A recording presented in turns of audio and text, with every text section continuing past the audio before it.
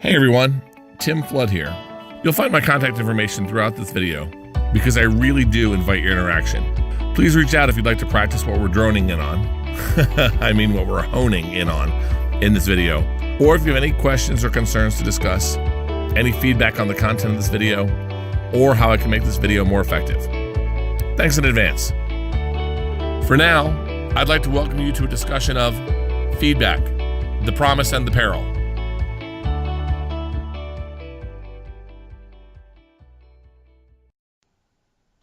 Promise and peril. Where did that fog come from? That fog stems primarily from the fact that too often people equate clarity with cruelty. And I am in no way advocating for cruel feedback. But the reality is we need specifics. We need to balance praise and critique, but across the board, our first priority is clarity. When the time is there to offer praise, specific, actionable, identifiable opportunities where a person did well. When the chance is there for critique, that is to say constructive feedback, the same rules apply. Specificity, identification, actionability.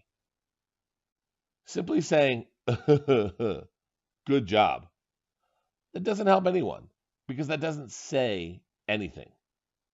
Of course, you need to prioritize and value and customize your approach to the person that you're speaking to and his or her situation. But across the board, the rules are simple. Kindness always, cruelty never. And across the board, in every circumstance, clarity, clarity, clarity, clarity.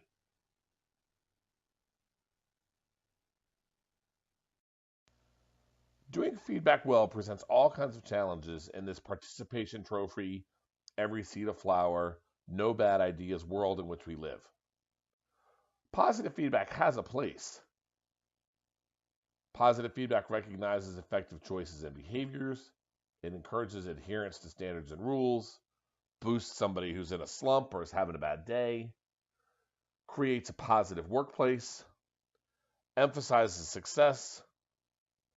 But too often, people offer feedback to hide or hedge, to dodge a discussion, or to kick the problem down the road.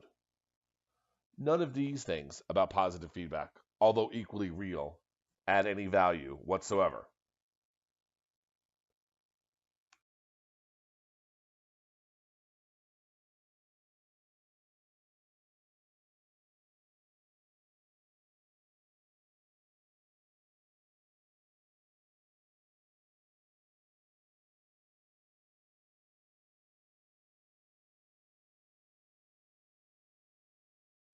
All right then, rule number 1.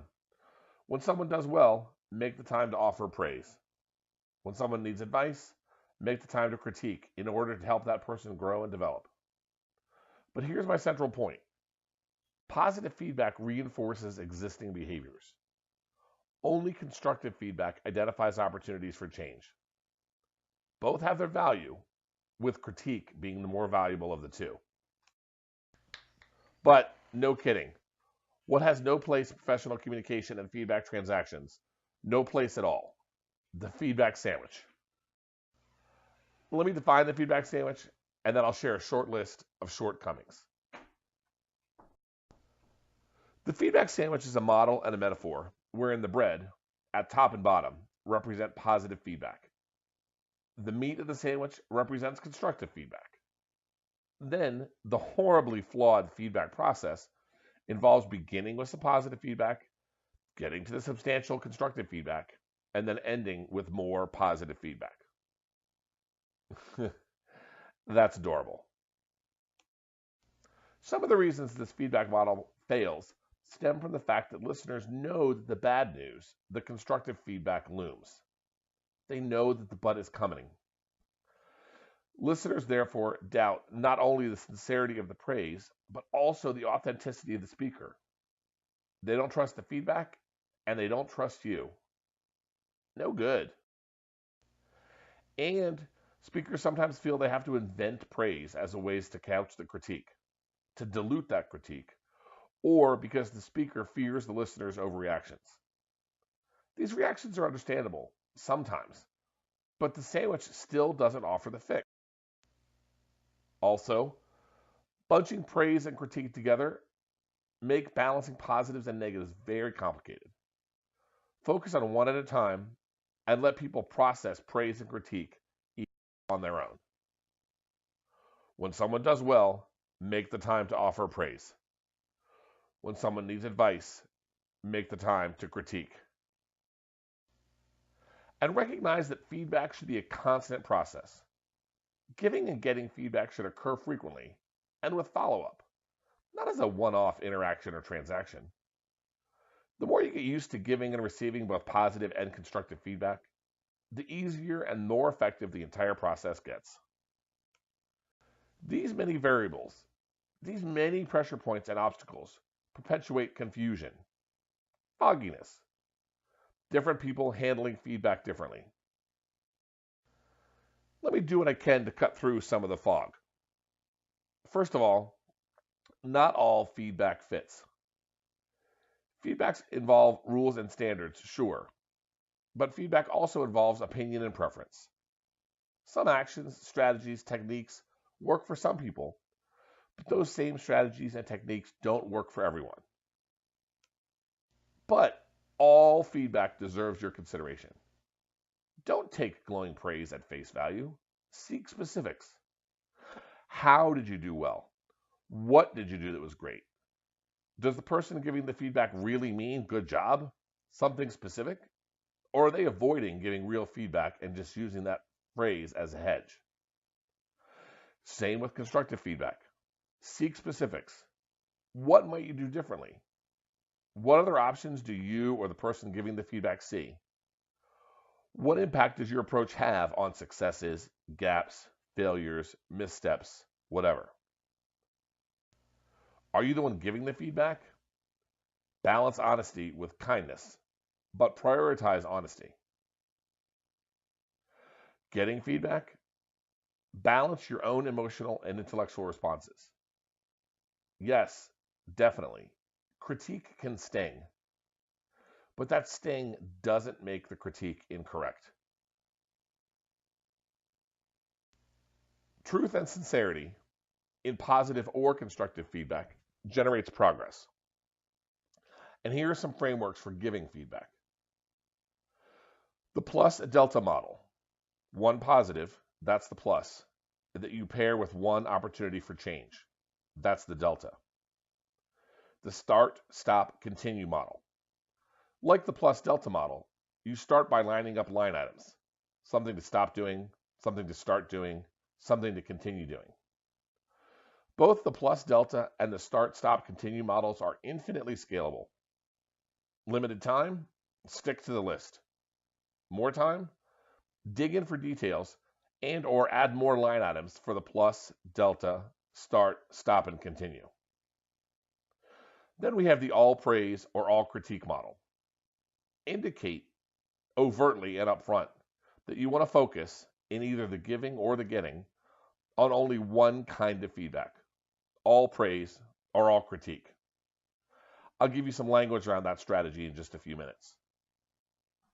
And the by request model. Simply ask the person which feedback she or he would prefer to give or to get. Say, praise and critique. Where would you like to start?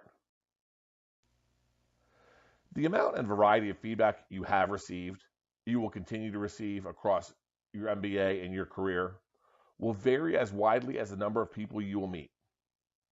The potential of all that feedback is awesome, but we also need to take some control. As the person receiving the feedback, you need to open the door to signal your willingness to receive real, solid, authentic feedback, even when that feedback is constructive or hard to hear. Heck, especially when that feedback is constructive or hard to hear. That's the feedback you need the most because that's the feedback you're likely to receive least frequently. Give your green light and push for the difficult stuff along the lines of, thank you very much for your kindness, but I'm also hoping for feedback on what I could do differently. or how I can be better.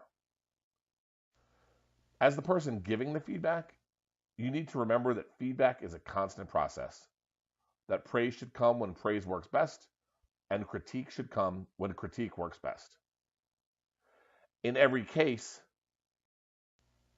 let the other person know your intentions, along the lines of examples you see here. This screen shows many options, too many, but my point here is to present a range of options for you to consider. Let me give you a minute to read through these options and see ways to focus, emphasize, or otherwise contextualize the feedback that you'll offer. You'll hear my answer machine in the background. Otherwise, I'll be completely silent as you read through this screen.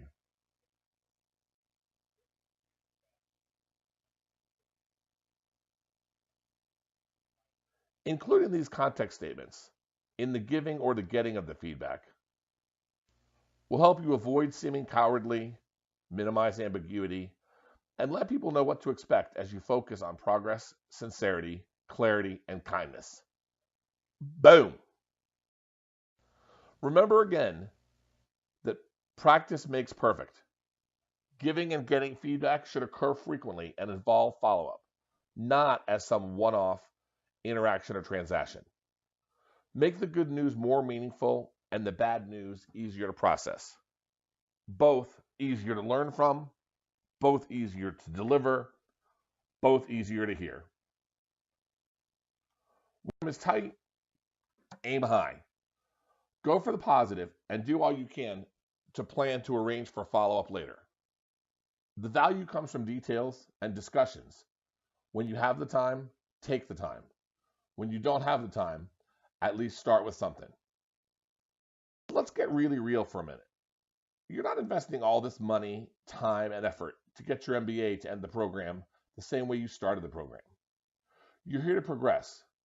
Progress which comes from learning and from feedback and full transparency from constructive feedback most of all. Let your friends and classmates know you're a straight shooter. Push for the constructive feedback for yourself and deliver that constructive feedback kindly but clearly. Focus on professional development, the future, next steps, and practice, practice, practice, practice, practice. As always, I invite you to follow up with me. Questions, concerns, some of that practice, whatever you need. Please also feel free to let me know how I can make this video experience more effective. I'm, of course, open to any and all of your feedback. Thanks very much.